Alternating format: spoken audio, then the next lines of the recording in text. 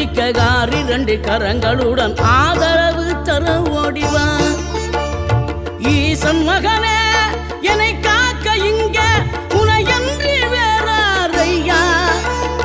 நெஞ்சார நான் நினைக்க பஞ்சாமிர்தம் கொடுக்கும் ஒரு தெய்வம் நீதானையா, ஒரு தெய்வம் நீதானையா.